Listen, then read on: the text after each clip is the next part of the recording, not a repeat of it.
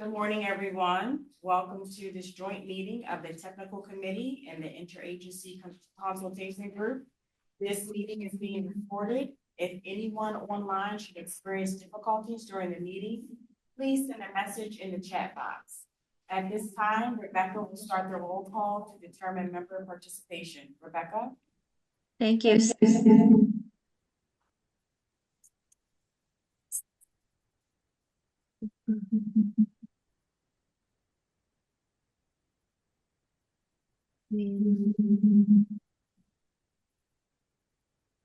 Sorry, can't hear the roll call. I'm sorry. There we could.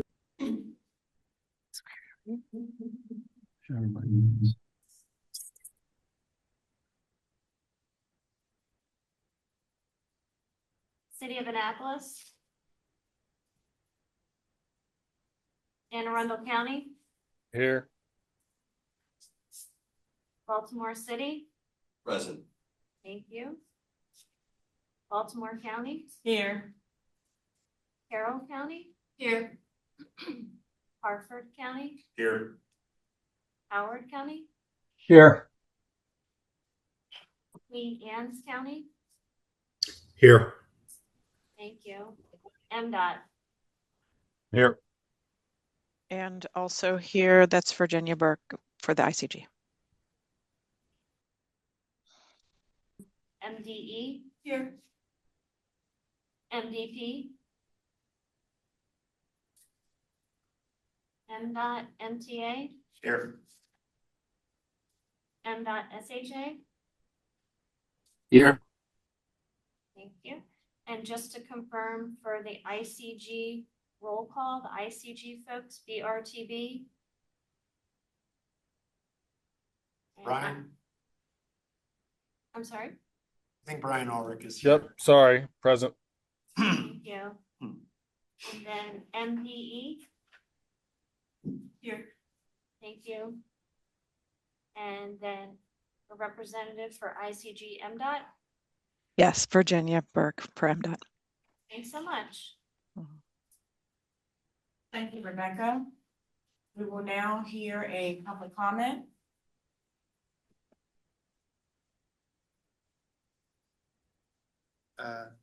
Should I go? Yes, go ahead, Michael. Okay, thank you. So my name is Michael Sapanik. I'm president of BaltPop. It's Baltimoreans for People-Oriented Places. And I wanted to make comments regarding the Bay Bridge 27-2, the Bay Bridge resolution. And I'm not sure if anyone's seen it, but there was an article published in Greater Washington on January 23rd by David Edmondson. And the article is entitled Asphalt and Inertia, the deeply flawed 16.4 billion Chesapeake Bay Bridge Plan. And I'm not going to be able to be on the call for the entire meeting.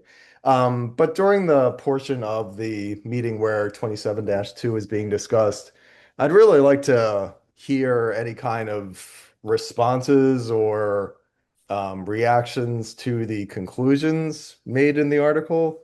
I'll just read a paragraph of it. MDTA must halt this process before it closes the book this November by issuing a record of decision and correct its methodological failures with a supplemental environmental impact statement. To do so, it will have to rewrite the goals of the project to consider the entire 192-mile corridor, allowing roads and transit to compete fairly, and will need a new travel demand model that realistically incorporates the inseparable link between land use and transportation, and which is based on contemporary data. It seems like I understand that MDTA has, made their decision on this and everything.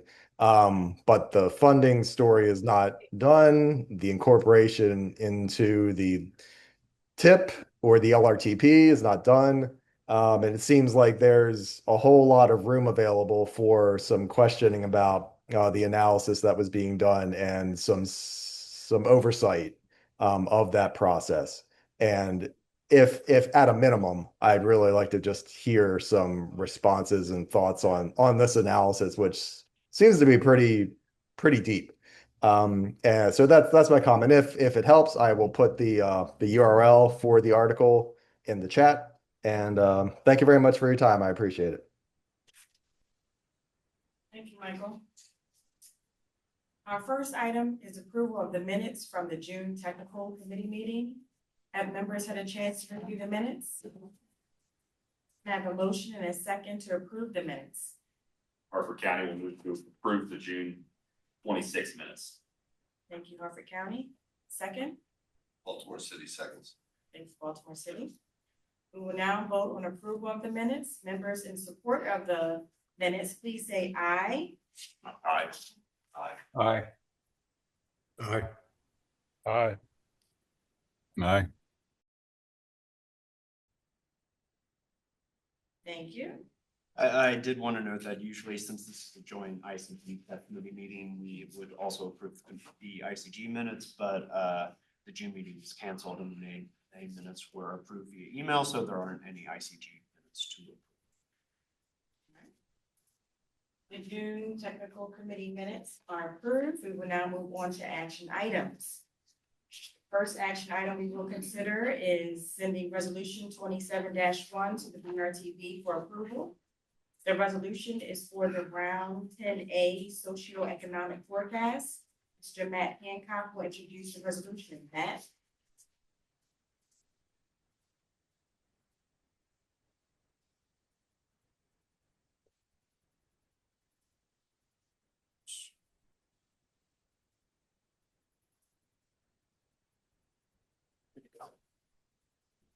Good morning, everyone.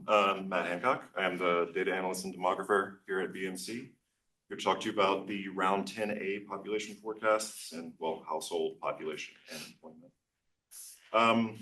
So for those who are not familiar with this, the Cooperative Forecasting Group is primarily responsible for the development of jurisdiction level estimates and forecasts concerning population, households, and employment growth over the next 35 years for round 10A. These serve as the primary demographic and socioeconomic inputs into the region's travel demand model. The CFG utilizes a bottom-up approach. So this means that the forecasts are developed by local jurisdictions, and then the regional total is the sum of the parts. So the primary benefit of this is that this is an approach that incorporates local knowledge and expertise, so directly from those who know the areas the best. Our existing forecast round is round 10. This was approved in July 2022. This was largely in response to the COVID-19 pandemic and population adjustments brought on by that. We adjusted the base year jurisdiction level employment, and this was also brought on by data availability from the 2020 census. In fall 2025, member jurisdictions started to work on round 10A. Round 10A is a round update, so this is brought on by the extension of our LRTP to 2055, meaning that our round 10A needs to extend to 2055, where round 10 extended to 2050.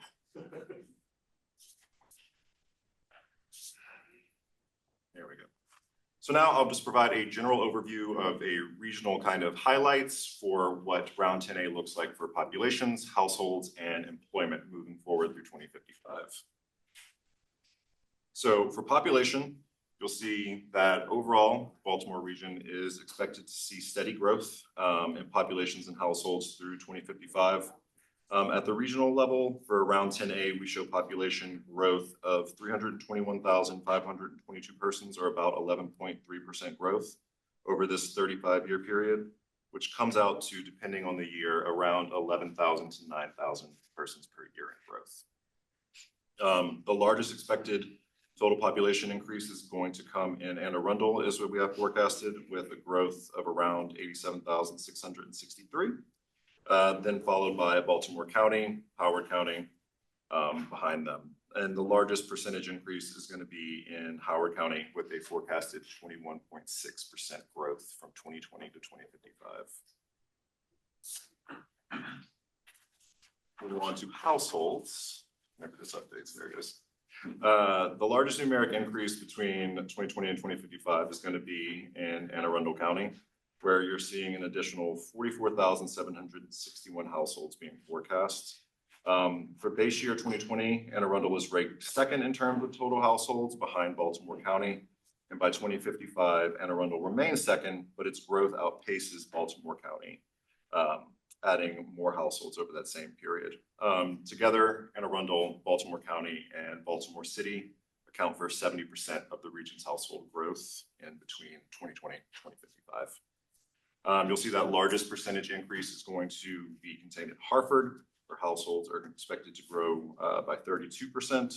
Howard County closely follows at 30.9, with Anne Arundel at 20.3. Baltimore City is showing the slowest household growth at around 6.3% in that same period.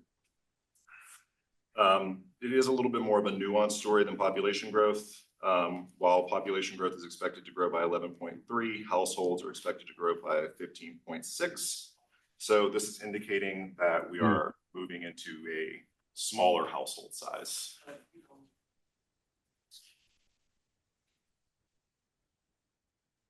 And lastly, for our employment forecasts, you'll see that we are experiencing the largest numeric increase between 20 to 2055, expected again, Anne Arundel County, where an additional 197 jobs are forecast. For base year, Anne Arundel County is ranked third in terms of overall employment. By 2050 and through 2055, this forecast job growth moves Anne Arundel County into the first place, ahead of both Baltimore City and County. And as with households, together these three counties are making up 75% of the overall expected employment growth in that time. The largest increase percentage-wise is expected to be in Harper County, where employment is actually expected to grow by 54% from 2020 to 2055. Between round 10 and round 10A, the forecast for Baltimore County for population was adjusted down to account better for recent updates in QCW and BEA figures for 2025 to more accurately represent that employment picture. So while it may appear that there was a reduction in overall employment at this time, the growth from 2020 to 2055 is actually outpaced in round 10A compared to round 10.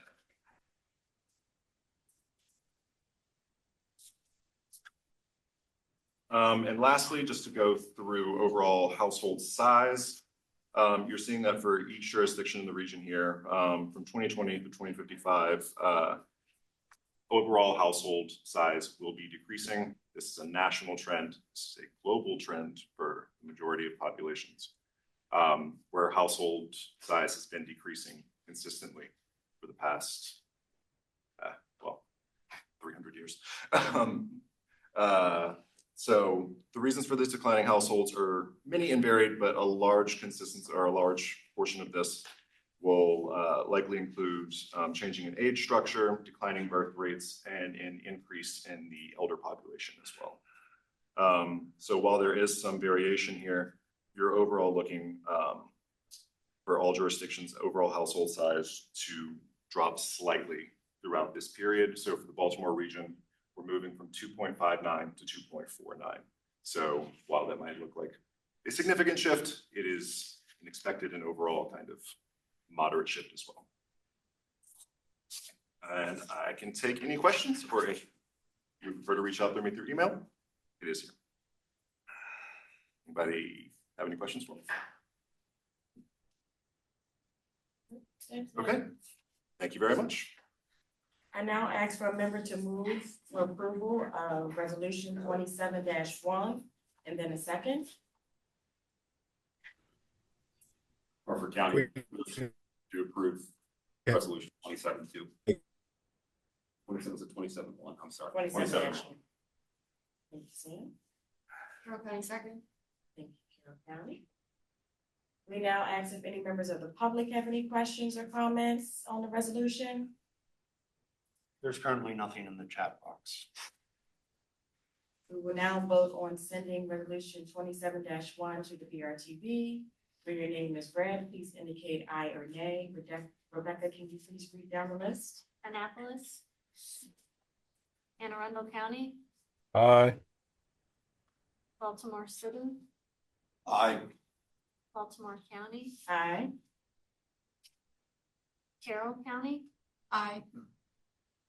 Harford County, Aye. Howard County, Aye.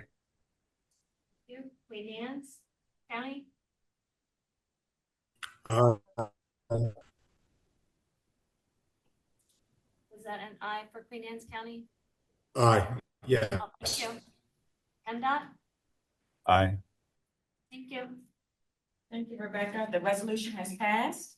We will now consider sending resolution 27-2 to the BRTB for approval. The resolution is to approve the preferred alternative for the US 5301 Bay Bridge Replacement Project and to amend the project into the 2023 Long Range Transportation Plan, Resilience 2050. Zach will introduce this resolution. Yes, thank you, Angie.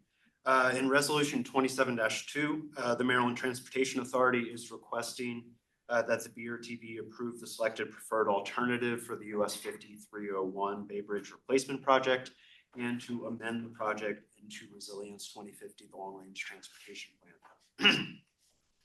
Now that the 27 to 2030 TIP includes funding for preliminary engineering and right-of-way for that project, the project must be reflected in the LRTP. The LRTP amendment was open for public comment from May 14th through June 15th, 2026 in conjunction with 27 to 2030 TIP. There was also a virtual public meeting on May 20th, as well as an in-person public meeting on May 28th at the Queen Anne's County Kent Island branch. All comments are being considered. Responses have been drafted and distributed to the committee last week.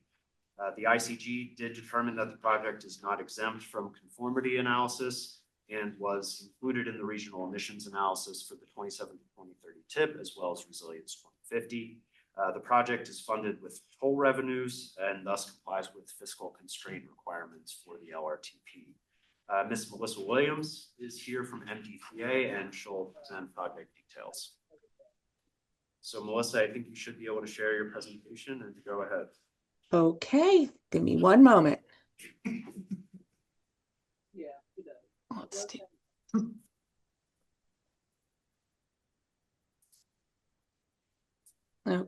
Okay, are we sharing okay? Yes, we don't see the presenter mode yet, but How's that? it is your 3-screen presenter view, not the full screen. I'm sorry, I'm having a hard time. I'm not a Zoom expert. I'm happy to share it and I could advance your slides for you as well.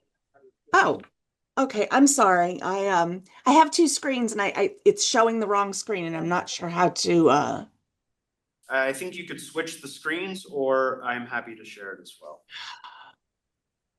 I'm trying to switch them and I'm having a hard time doing that. Can you do it? I apologize. Oh, no worries. That's fine. I don't know why I'm having a hard time flip-flopping the screens. No problem. Oh, wait. Is that right? I think I am sharing now, but it is right. So I'm happy to advance. Okay. I apologize. Well, whichever one of us is sharing is good. No problem at all. Okay, sorry about that. I guess it's the morning for a little bit of technical issues. I apologize for that. As Zach said, I'm Melissa Williams. I'm the Director of Planning and Program Development at MDTA, here to present the US 5301 Bay Bridge Replacement Project for MDTA. A little bit about the project. This is the Bay Bridge Replacement Project, and the lead federal agency is the Federal Highway Administration. The lead state agency is the Maryland Transportation Authority. The preferred alternative includes replacing the 2 existing Bay Bridge spans. Keep in mind when we say Bay Bridge, it's actually the 2 bridges. There's an eastbound and a westbound span. The preferred alternative includes replacing both of those spans. So the 2 old spans would be taken down and 2 new spans would take their place. We'd be looking, the new bridge would have a total of 8 travel lanes with 4 in each direction, One of the big differences for this new structure is that it would have full shoulders on both the inside shoulder and the outside shoulder for both of those bridges. We would also be looking at some widening on US 50 from west of Oceanic Drive to east of Cox Creek to 8 lanes from the current 6 lanes in order to allow sufficient change of lanes from the 4 to the 3 on each of the shores.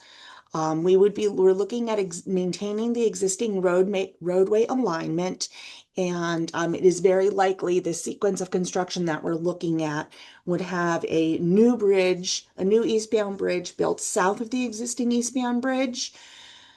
The next step could be, the existing eastbound bridge could be taken down, new westbound bridge built between where the 2 existing bridges were, and then the existing westbound bridge taken down. With this configuration and with this layout, the bridges are actually closer together than the 2 bridges are right now. We would also be looking at increasing the vertical navigational challenge clearance from 185 feet to 230 feet to meet the U.S. Coast Guard requirements. I think it's important to note that this increase will be equal to the height of the new Key Bridge, therefore removing vertical barriers for ships traveling up to the Port of Baltimore. This would allow the new Neo-Panamax ships to access the Port of Baltimore. One of the things that we're looking at is an optional shared use path. That's the SUP. It would provide connectivity for bicyclists and pedestrians across the bay. Just wanted to take a second to clarify the shared use path. So through the NEPA process, we have included the shared use path as an option, meaning all of the engineering and environmental work for the shared use path have been done and will be and are included in the preferred alternative, but it is included as an option. And the reason that is that the final determination on the shared use path has not been made yet and will not be made until after NEPA. In order to determine whether there would be the shared use path or whether we would construct a shared use path or not, additional coordination needs to occur with the counties on both sides. And we need to do some more homework with how the shared use path would be connecting to existing facilities, what kind of traffic controls we would have, what kind of parking situation we would have, as well as the amenities for that shared use path, specifically and most importantly, the safety amenities of that shared use path. So what I would say there is it is in the best possible shape right now, meaning that it has been included for NEPA analysis. In addition, we are looking to make a financial commitment for transit-related improvements. The way we're looking at doing that is we've been working with MTA and local transit providers, and we are not the transit agency, so we are not looking at making a new transit plan. We are looking at making a financial commitment to help support and further the efforts of MTA and the local transit providers to help make transit across the Bay Bridge and in adjacent areas more accessible and more amenable for folks. Okay. It's just a quick location map showing you that we are looking at from about Oceanic Drive on the western shore, east over to about Cox Creek for our study area. It's about 8 miles total. The project status, as Zach said, we recently received approval of the preferred alternative conceptual mitigation package, or the PACM. So that's why we're coming to you. The draft environmental impact statement record of decision is already in with Federal Highway Administration for their review and approval. It's a bit of a lengthy process, that review, and it's an iterative process going through review for technical as well as legal sufficiency with Federal Highway Administration. So we anticipate that approval in late October, early November of this year. At that point, we'd be moving forward with procurement for final design between November of 26 and spring of 28. And during that time, we'll be starting to answer some of those questions of how might we deliver two new Bay Bridges and take down the two existing bridges. What sequence, what kind of packages would we be looking at? What kind of timing, which of course then determines the type of funding and the cash flow for these projects. And then looking at summer of 2032, we believe that we will be able to begin construction at that point. As I said, the change reason, we have programmed funds for the preferred alternative in MDTA's program. And we anticipate that the FEIS ROD will be approved in November. As Zach said, this project was part of Region Now 2027. It was part of the comment period from May 14th to June 15th. With the virtual hearing on May 20th and the in-person hearing at the library on May 28th. We have received some comments. We are addressing those comments now. With that, I would just like to open it up. If anyone would like to ask any questions or discuss any particular aspects of the project, I would be happy to discuss with you. Can I make a comment on behalf of MTA? Sure. Just want to note that we have been very pleased and satisfied with the coordination that we've gotten from MBTA on this project, and we're pleased with the arrangement that's been worked out for contribution to transit. We think it's a good structure, and so we're very supportive of the way this moves forward. Thank you.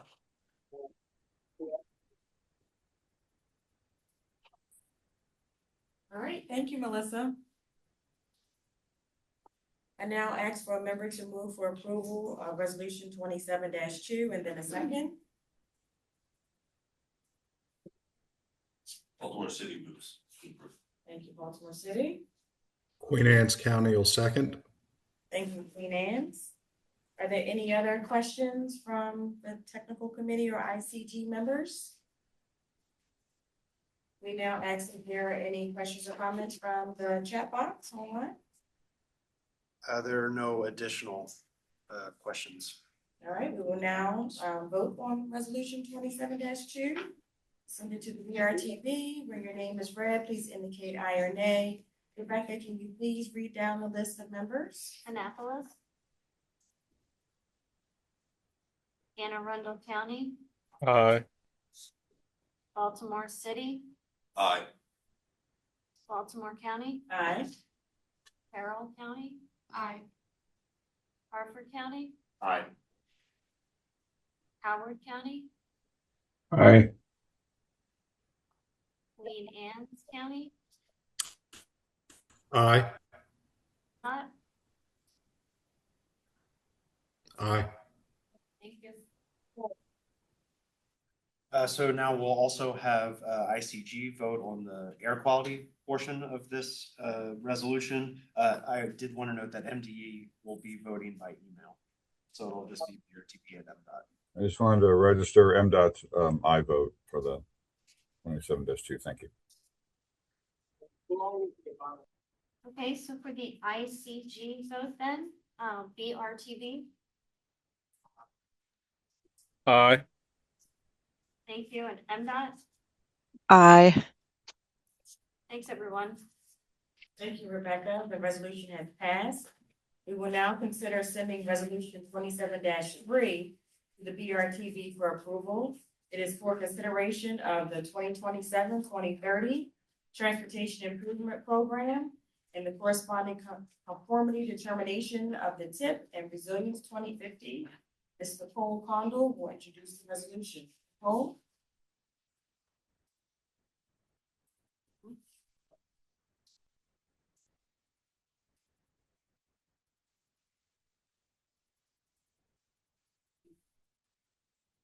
Sorry, got you. No worries. All right. You're up. Thank you. Thank you. Good morning, everyone. As noted, I will walk us through an overview of the draft 27 to 30 TIP Region Now 27 and the associated air quality conformity analysis as part of resolution 27-3. This resolution approving the tip and air quality conformity analysis will be presented to BRTB upon tech committee approval. And so Region Now 2027 contains 172 projects in total with 4 new projects. These fiscally constrained programmed funds add up to an estimated $9.15 billion, with a little less than half of that federal funding, roughly a quarter in private funding, roughly a quarter in toll revenue, and the smallest portion in state and local funding. Additionally, these projects support the goals stemming from the BRTB Long Range Plan, Resilience 2050, such as safety, prosperity, economic opportunity, and environmental responsibility. Over the past 5 tip cycles, federal and matching state and local funding levels have been fairly consistent, with this current 27 through 30 tip seeing an increase in federal and private funds. Private funding is not shown for previous tip cycles due to the amount being too small to visualize on the chart. Another new funding category here is federal emergency relief. This jump is partially due to an update to the Francis Scott Key Bridge funding, which is now programmed to receive federal emergency relief funding, as well as insurance and settlement funds, which are part of, are considered private funding. This breakdown of tip funding per sponsor shows that MDTA accounts for the largest amount of combined funding, approximately $4.2 billion.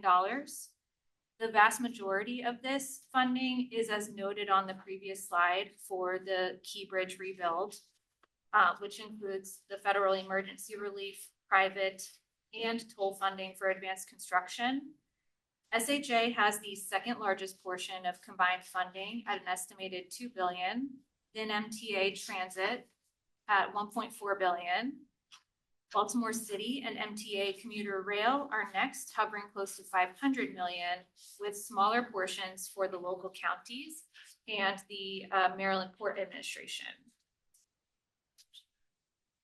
And of the 10 project categories in the tip, just over 60% of total funding is going toward highway preservation. And again, much of this is accounted for by the Key Bridge rebuild. Transit preservation follows at roughly 15% of tip funding, then by highway capacity and commuter rail preservation, about 6% each. The emission reduction strategy category accounts for about 5%, with smaller amounts toward environmental safety, transit capacity, TAP, and port projects. Moving on to some project highlights, starting with bridges. Bridge projects make up approximately 40% of the tip. This is a core project type, which covers projects across the Baltimore region, the majority of which are locally sponsored. Programmed funding for bridges totals over $4.4 billion, much of this again going to the Key Bridge rebuild. Another large portion of funding, around $9.2 million, is programmed for bridge safety inspections. And so excluding bridge projects, there are 37 highway preservation and capacity projects, making up over $1.8 billion of the programmed TIP funds. The majority of this funding is federal, accounting for approximately $1.1 billion, with the second largest source being toll revenue at about $444 million. Some major projects include MDTA's I-95 express toll lanes, northbound extension in Baltimore and Harford counties, as well as the SHA I-97 project from US 50 to Maryland 32 in Anne Arundel County. Of note, over $951 million are programmed for SHA area-wide resurfacing and rehabilitation, safety improvements, and urban road reconstruction improvements provided across the region. For transit and commuter rail, there are 25 projects accounting for over $2 billion of the programmed TIP funding. 1.5 billion of this is federal, with 443 million in state funding and a smaller amount of local funding. Some project examples include the MTA Red Line and MTA Low Floor Light Rail Fleet Transition, as well as the Hartford County Hartford Transit Link New Operations Facility. And regarding federal funding for MTA projects in particular, MTA utilizes the public participation process of our TIP to meet Federal Transit Administration public participation requirements. And so as part of this, a breakdown of MTA funding by FTA fund sources provided here. Section 5307C provides the largest source of funding, around 582 million. This is for capital requests in urbanized areas that are used for bus purchases, bus replacements, and preventative maintenance. The next largest source is Section 5337, around 426 million. This is for projects which support state of good repair. And the third largest source of funding is CMAQ, around 144 million, for projects targeting congestion mitigation and air quality. Broadening back to transit-related projects as a whole, a trend we wanted to highlight is that the total programmed funding for transit has increased significantly since the 2022 to 2025 TIP cycle, nearly doubling from $1 billion to $2 billion. So that's a summary of the TIP. And now we'll move on to the overview of the conformity determination. So since the Baltimore region is classified as ozone non-attainment, an ozone non-attainment area by EPA, transportation conformity requirements through the Clean Air Act apply to the adoption of Region Now 2027. This means that the implementation of the TIP must not cause new air quality violations, worsen existing air quality violations, or delay attainment of the ozone air quality standard. And so in coordination with the interagency consultation group, emissions modeling was completed and confirmed to make this conformity determination. The level of ozone precursors, which are NOx and VOC emissions anticipated from on-road vehicles, were modeled. Measurements were estimated for 4 horizon years, 2026, 2035, 2045, and 2050. And for each year, estimates were made based on the existing road and transit network, in addition to any TIP and long-range plan projects expected to be complete during that particular year. The results of the modeling analysis show that for each horizon year, implementation of the TIP passes and conforms to the state emissions budgets. For both the TIP and the conformity determination, a public comment period was held May 14th through June 15th, and a variety of outreach efforts were conducted, including an interactive story map and virtual transportation core meeting.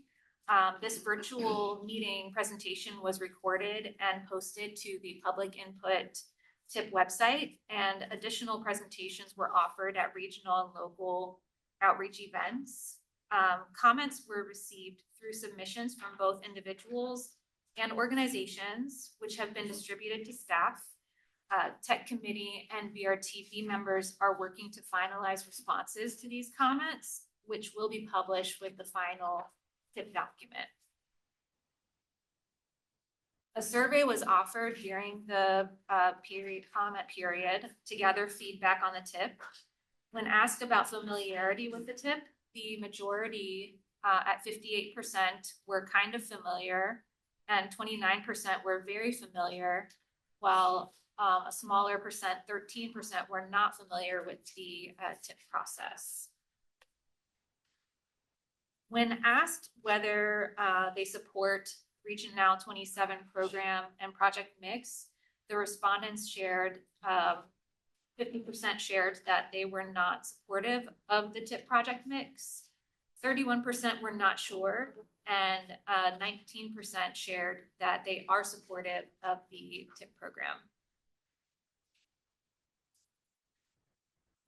Common themes that were received in the public comments include reducing spending on highway and parking expansion, increasing support for biking, walking, and public transit, improving safety and reducing fatalities, and addressing air quality with bold action to reduce car use. And we have a few quotes on this slide here as well. So given the public comment period and an overview of the TIP and air quality document, there are some updates being made to the draft TIP conformity determination with information that was not quite available yet at the start of the period. So there are 4 major updates to the TIP. One new project is being added, which is the MTA Baltimore City Ferry Service Improvements Project. This project was reviewed and confirmed by ICG to be exempt from conformity analysis, and therefore changes are not required for the conformity analysis with this addition of this project. 3 existing projects are being updated with adjusted funding details. The MDTA Francis Scott Key Bridge project funding categories were updated to specify a few buckets, including federal emergency relief funding, private funding, and toll revenues for advanced construction. Of note, though, the total program for the project stays the same, no changes in the total amount. The MBTA Chesapeake Bay Bridge Replacement Project, the total program funding was reduced for that project by about $62 million due to reductions in funding per fiscal year. And lastly, the Baltimore City Kane Street Sidewalk Project was also updated to specify congressionally designated spending as the federal funding source. For this one as well, the total amount of funding stays the same. And lastly, there are some minor grammatical and informational updates being made to the TIP and conformity determination chapters and appendices. This is smaller items such as the results of the public comment period and addition of the BRTB resolutions. And so with that, that's the summary of the TIP air quality conformity and public engagement summary in support of resolution 27-3. Myself and Zach are available if there are any questions, and our contact information is on the screen as well if there's any further inquiries. Thank you. Thank you, Nicole. I also just quickly wanted to thank everyone for all of the work on the responses. I know there were a lot to get through. There were about over 50 comments. And so thank you all for your great work. I think it turned out really, really well. I did distribute them to all tech committee members last Thursday. I understand it's pretty long. It's about, I think we were going on 50 pages or so, but please take a look at that. This represents the official BRTB response. We're asking for edits or comments on that by the end of the day on Thursday. We'd like to finish that up so we can get responses out to folks before the BRTB meeting so they can review those and have an opportunity to share at that meeting if they'd like. We will send a minor update today, but it only affects 2 comments. So the vast majority will stay the same. So again, thank you for your work. Thank you. I now ask for a member to move for approval of resolution 27-3, pending completion of all responses to public comment, and then a second. Harford County moves to approve resolution 27-3. Thank you, Harford County. Baltimore City can second. Thank you, Baltimore City. Any other questions or comments from the technical committee or ICG members? Yes. I apologize, I know you talked a little bit about the public comments. Have we done any further analysis into this breakdown of support and not support? Not to draw too much attention to it, but it does seem 50% negative seems pretty high. Is that- We haven't done while we didn't have any follow-up survey questions that broke that down, but I think represented in the comments is those sentiments are reflected in the comments, which are largely encouraging alternative spending. Moving away from roadway and towards transit and bicycle and pedestrian. How does this match up with years prior? Is this a? I would say it's a consistent trend. Any other questions? Anything in the chat box, Zach? There's nothing in the chat box right now. But Eric Norton is here from CMTA, and it looks like he would like to speak. Is that cool? Yep. Good morning. Morning, my name is Eric Norton. I'm the Director of Policy and Programs with the Central Maryland Transportation Alliance. So you were just asking or talking about the comments. Thank you for thanking all them for digging into the comments and providing responses to us. We submit comments every year, so you've probably seen them for a while now.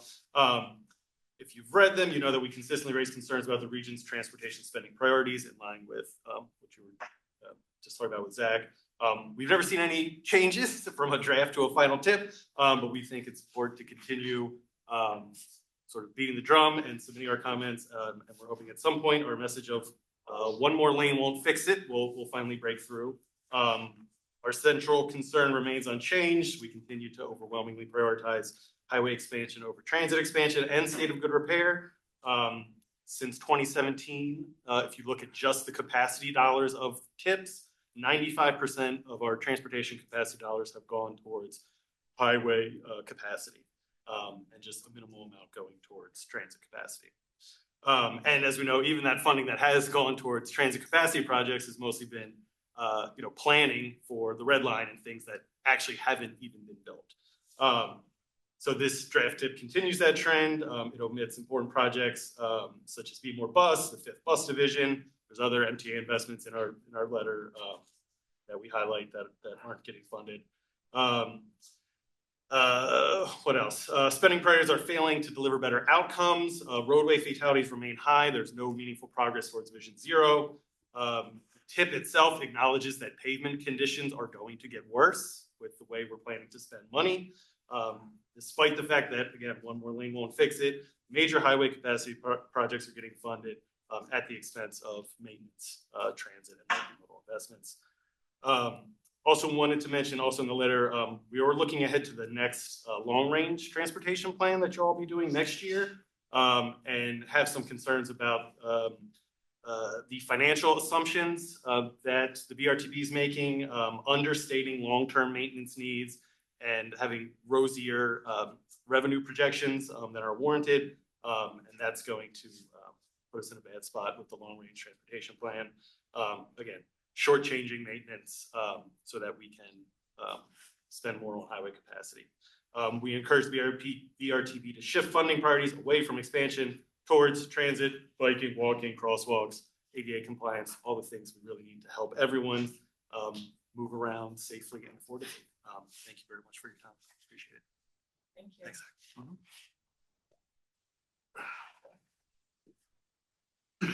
We will now vote on sending resolution 27-3 to the BRTB. If your name is read, please indicate aye or nay. Annapolis. Anne Arundel County. Aye. Was there a vote for Anne Arundel County? Aye. Thank you. Baltimore City. Aye. Baltimore County. Aye. Carroll County. Aye.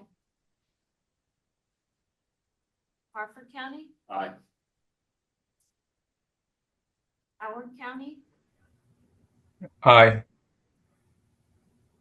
Queen Anne's County, Aye.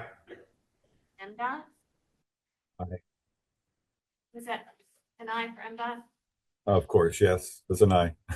Okay, and then for the ICG votes, BRTB, Aye. thank you, MDOT, Aye. thanks, everyone. Thank you, Rebecca. The resolution has passed.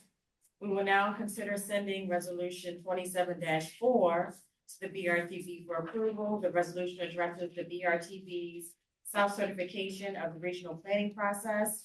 Todd will introduce the resolution. Todd? Great. Good morning, everyone. See you again. Here to present on something that we do annually with the adoption of our transportation improvement program. This is kind of a self-check to make sure that we actually recognize that the Baltimore Regional Transportation Board meets the current federal regulations. So this is known as self-certification of the regional transportation planning process.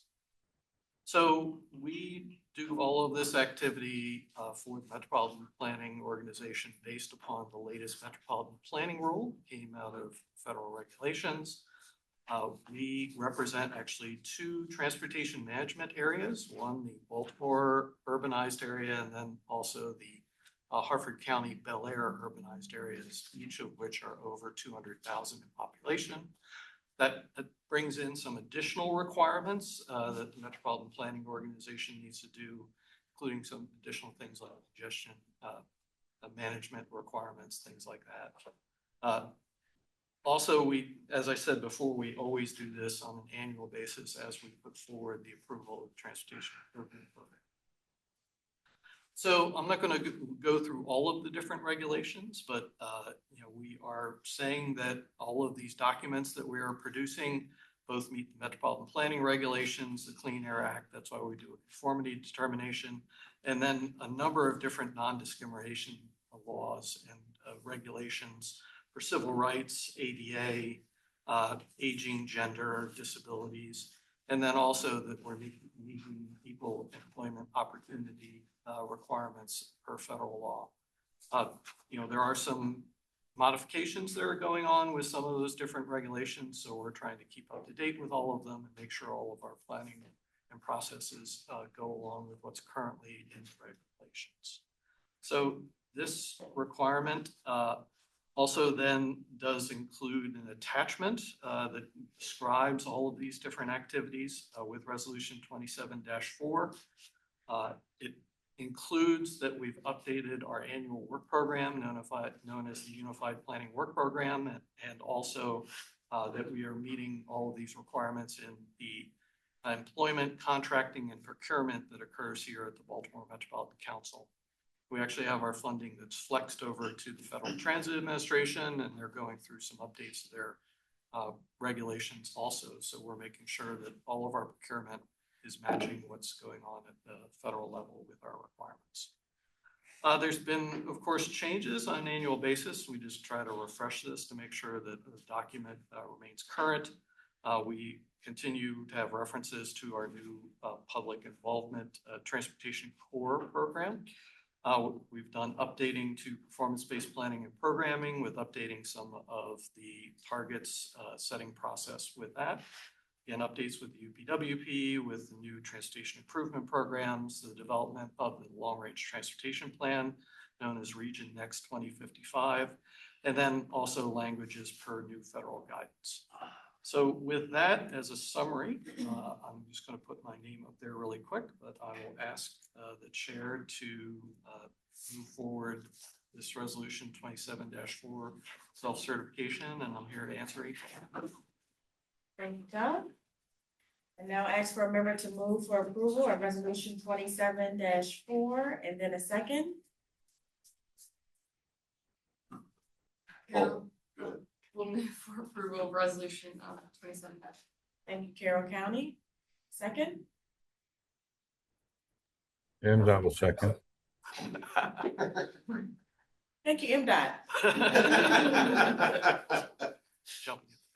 Are there any questions from the technical committee or ICG members? Are there any comments in the chat?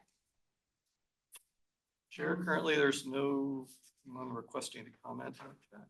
Thank you. We will now vote on sending resolution 27-4 to the BRTB. Where your name is read, please indicate aye or nay. Rebecca? Annapolis. Anne Arundel County, Aye. Baltimore City, Aye.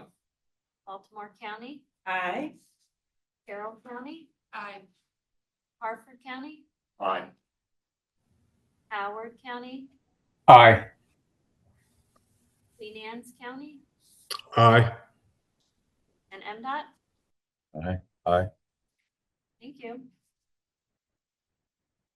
Thank you. The resolution has passed. We will now consider sending resolution 27-5 to the BRTB for approval. The resolution is for applications to the Transportation Alternatives Grant Program. Staff will introduce the projects and a list of projects recommended for awards. Charlene will introduce the resolution. Charlene? Thank you so much. Good morning, everybody. The Transportation Alternative Program applications were due in mid-May. They were then reviewed by the MDOT SHA and BMC review teams. Excuse me, sorry. The Baltimore region urbanized area included 3 applications, receiving a little bit over $5.3 million in requests. There were no applications received for the Aberdeen, Bel Air South, Bel Air North urbanized area. So I'll give an overview of the 3 projects that were submitted.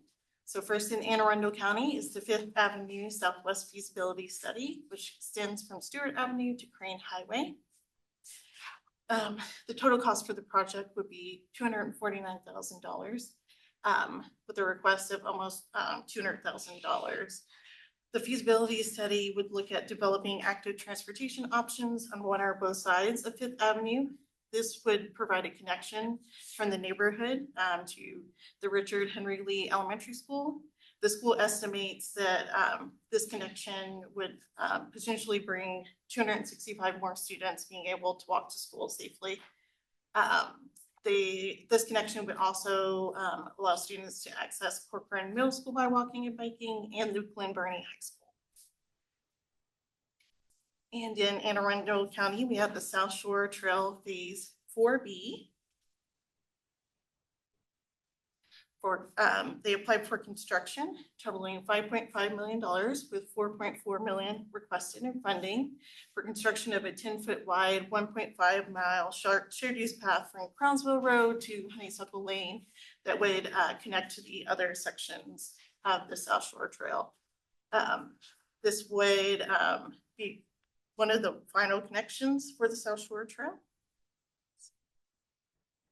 And then last, we have the Utah Place Separated Bike Lane in Baltimore City, which extends from Druid Hill Park to West Central.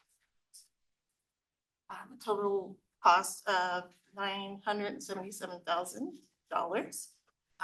Requested $782,000.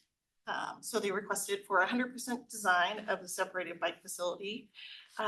This would connect the Utah Place corridor with West Baltimore to existing and planned bike network by creating a protected and separated bike facility.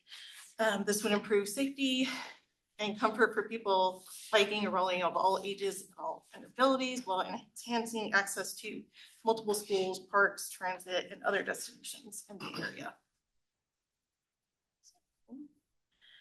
The resolution includes a recommendation of 5th Avenue Southwest Feasibility Study and Utah Place Separated Bike Lane being approved for funding. Thank you. Are there any questions? Thank you, Charlene. I now ask for a member to move for approval of resolution 27-5 and then a second.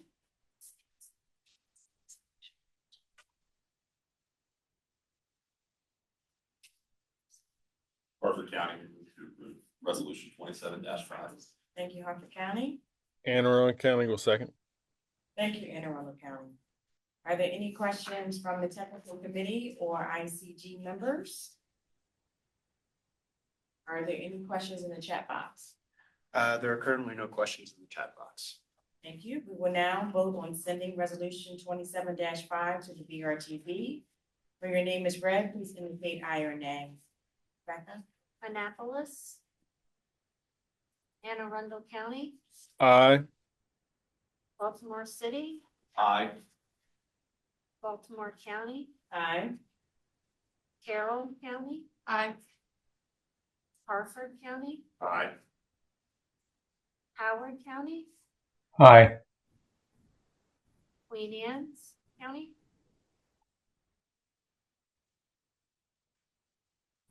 was that a yes for Queen Anne's County? Aye. Yes. MDOT, Aye, thank you. thanks everyone. That's an aye, thanks. Mhm. Thank you. The resolution has passed. We will now have a presentation from Mr. Tim Briggs for an overview of an assessment of private transportation providers and institutions in the Baltimore region that provide shuttle services. Tim? Hi, good morning, everybody. So I'm Tim Briggs. I'm the transit planner at VMC, and I'm here to present an update on the Regional Transit Partnership Strategy UPWP project. So the Baltimore region, this is a little bit of background. The Baltimore region has numerous educational and medical shuttles, but they are rarely considered as part of the transportation network.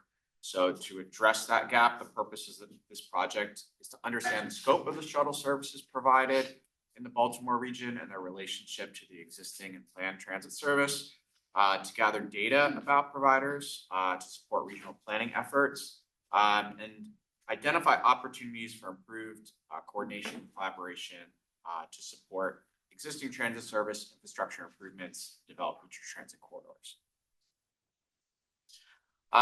One of the first tasks of the project was to define a range of opportunities where collaboration is possible, which resulted in 3 categories: service, customer experience, and procurement and operation. For service, you have an example of creating better connections between shuttles and public transit. For customer experience, we can talk about improved amenities and shared stops. And for procurement, things like consolidated operations. So those are just the realm of possibilities that we defined early on in the project. Our next step was to conduct a service assessment. And so we reviewed the spatial data and identified several initial opportunities where public and private providers could coordinate to develop a more efficient service. The map shows just private transit providers, but there are some overlapping services with public transit in Towson, as you can see, downtown Baltimore, and between downtown and Ladont.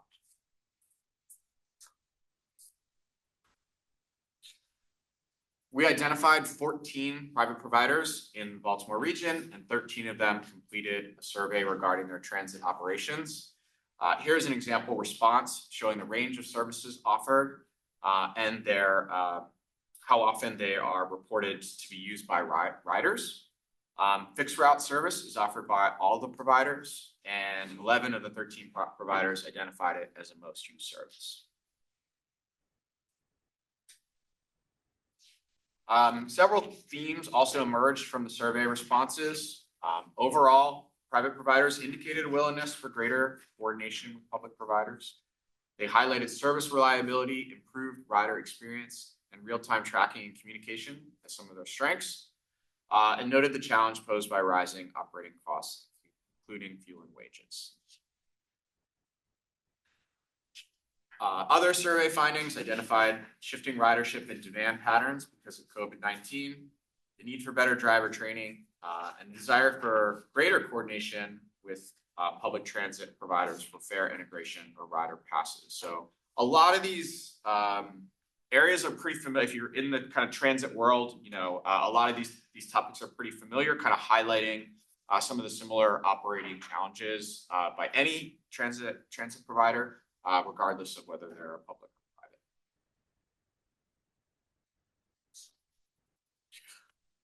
So following the survey, we conducted in-depth interviews with 8 providers to better understand their operating context, current service challenges, and service coordination.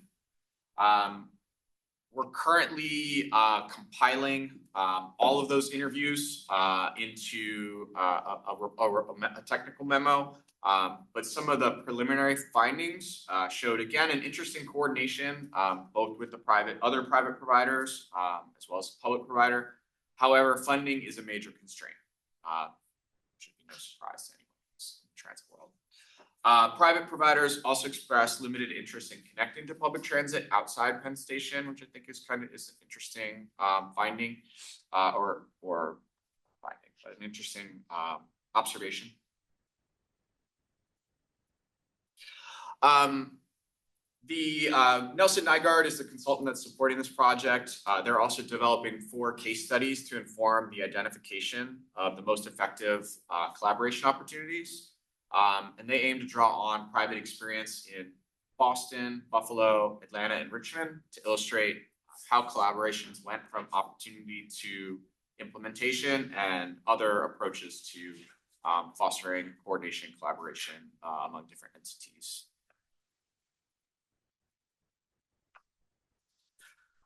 So going back to the opportunities for collaboration, some of the things that we've heard in our early survey work and interviews are creating the better connections between the shuttles and public transit, potentially consolidating routes for better efficiency and better for riders. For customer experience, supporting trip planning across multiple providers and potentially reciprocal access policies, like between different universities and providers. And then lastly, for procurement and operations, operator recruitment and training, as well as potential for the operations and maintenance facilities. So the next steps for the project is to finalize our report on the provider outreach and data collection, as well as complete the case studies. Those are in process and will be in July, followed by a final report in August and a report back here to the technical committee and the BRTB in September. So there's my contact information. If anyone has questions on what you saw today, I'm happy to give it a go. Thanks, Tim. You're welcome. Next, we will discuss election of the technical committee officers to serve in FY 2027. Last month, a slate of officers was presented by the nominating committee. The slate offered Baltimore County for chair and Hartford County for vice chair to serve a second one-year term. At this time, are there any additional names from the floor? Hearing none, I ask for a member to move for the approval of the slate of officers and then a second. Baltimore City moves. Thank you, Baltimore City. Carroll County seconds. Thank you, Carroll County. Those in favor of the slate, please say aye. Aye. Aye. Aye. Thank you. Is anyone opposed to the slate as presented? No. The slate has passed and the officers are approved. Next, we will move on to UPWP updates. Nicole Kondo will provide an update on CMAQ performance measures and targets. Nicole? Hi, good morning again, everyone. So there are 2 CMAQ performance reports due to Federal Highway early this fall. The first one being the full performance report for the second performance period, which was 2022 to 2025, and the baseline performance plan for the third performance period, fiscal year 26 through 29. These reports are associated with the Federal Highway Transportation Performance Management Program. There are 3 performance measures in total: peak hour excessive delay, percent non-SOV travel, as well as emission reductions for NOx and VOC. And so that first 2022 to 25 report details the results of the completed performance period and how the measurements compared to the previous targets. And the 26 to 29 plan sets targets for the next performance period. These two reports and the proposed targets are under development with coordination ongoing with MDOT, SHA, and neighboring MPOs. And this information will be shared for review and approval ahead of the August Tech Committee and BRTB meetings. Once these reports get through the August approvals, they will be shared with MDOT, who will then package the documentation for the early fall federal highway submissions. So more to come in the coming weeks. Thank you, Nicole. Next, we'll have Miriam Sultan present the FY 2027 Transportation and Land Use Connection Applications and Recommendations. Miriam?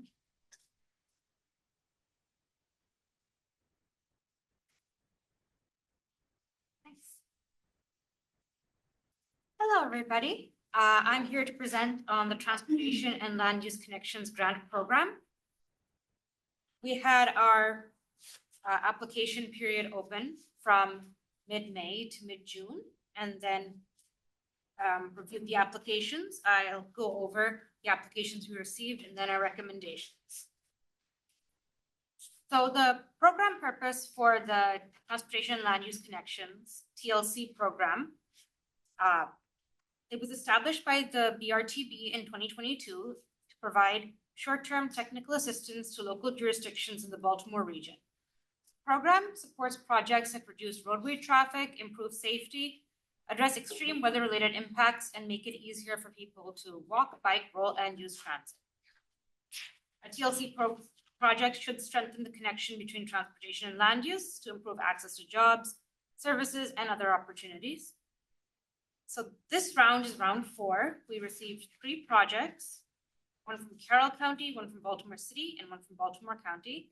And we have $300,000 to give out.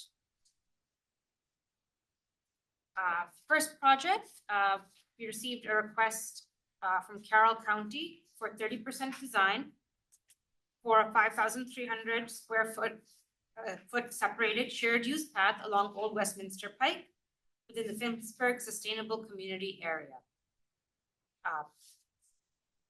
We had a TLC project called the Finksburg Bicycle and Pedestrian Planning Feasibility Study, which just wrapped up, and this project was identified as part of that study. Finksburg is one of 3 sustainable communities in Carroll County, and the request is for $100,000 in consultant resources, and the county will commit staff resources. This is a map that came out of the feasibility study for the Finksburg Sustainable Area, and you can see the arrows pointing to Old Westminster Pike, which was recommended as a shared use path. Baltimore City submitted an application for the Hanover Street Big Jump. This is a 30% design request for a 0.75 mile concrete separated on-street shared use path, which traverses Hanover Street and runs below the I-95 and the Hanover Street Bridge. So it links South Baltimore to the Baltimore Peninsula. The connection was recommended in the 2017 separated bike lane addendum and the Bikeable Baltimore Region Network. Helps to address a high crash intersection. The request is for $100,000 in consultant resources with the city committing staff resources. This is a map of where that connection would be. Baltimore County submitted a planning request to evaluate the feasibility of a safe pedestrian and bicycle infrastructure along identified project route, which is Turkey Point Road and Back Neck River Road, to allow students and residents to safely access the Chesapeake High School, as well as nearby community amenities and businesses. This aligns with several county plans and helps provide a safe route to school. It's located within a Maryland priority funding area. Since the planning study, the request is for $80,000 in consultant resources, and the county will again commit staff resources. This is a map of the project area and a picture of what the sidewalk currently looks like along part of this project corridor. Moving on to our recommendations. So we evaluated the project applications and we recommend the following. So we recommend working with Carroll County to refine a scope of work and schedule for the $100,000 for the preliminary design for shared use path along Old Westminster Pike.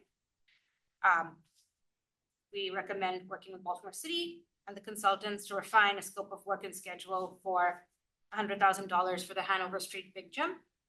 And we recommend working with Baltimore County and the consultant support team to refine a scope of work and schedule for $80,000 for the Turkey Point Road pedestrian and bicycle path feasibility study.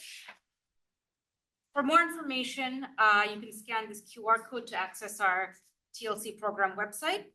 And Keith Pacharik, who's the manager of transportation project development, is a point person on the TLC program. So you can contact him with any questions. For now, are there any questions about the recommendations or the project applications for round 4 of the TLC program? Great. As you can see, all of the projects submitted are recommended for funding. Thank you. Thank you, everybody. Thank you. Zach will now provide an update on Region Next 2055.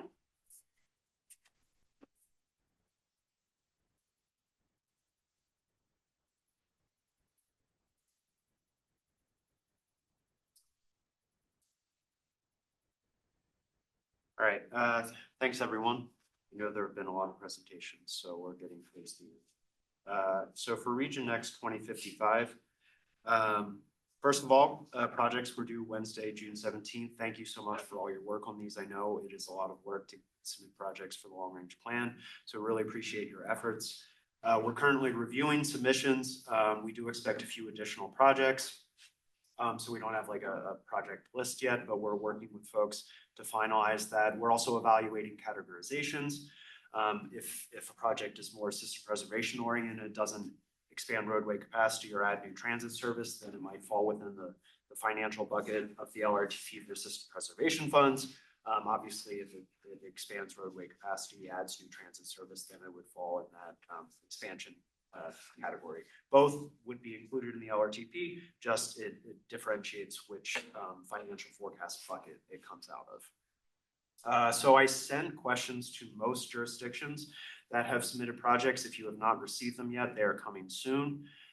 We're looking, to clarify necessary information we need for modeling, like the year of operation, and number of lanes, et cetera. We're also highlighting areas where the project submittal form was either blank or where more detail would be necessary for technical scoring. We understand oftentimes that information may not be available or you might not have all the details, but we do want to highlight those areas to ensure that you get all the points that you deserve in technical scoring.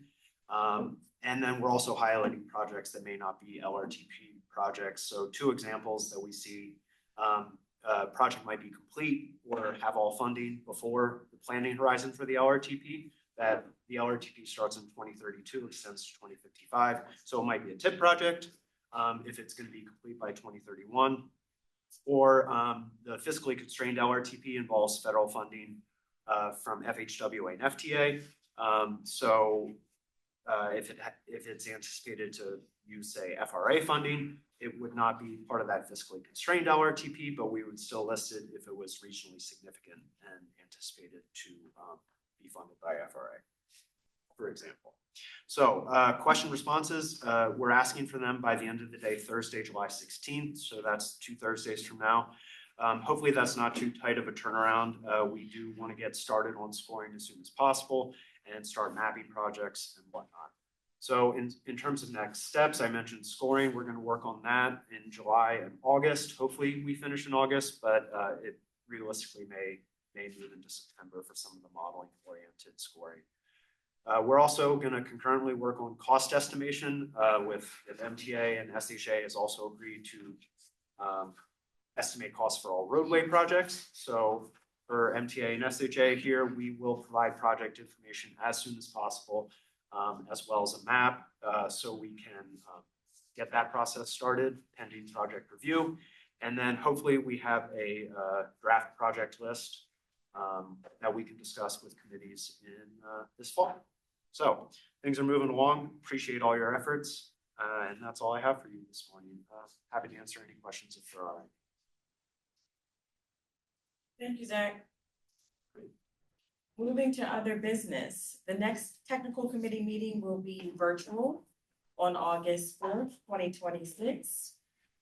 Is there any other business to come before the technical committee? Hearing none, I ask for a motion and a second to close the business meeting. Carroll County will, motion to close the business meeting. Thank you, Carroll County. A second. Hartford County, so.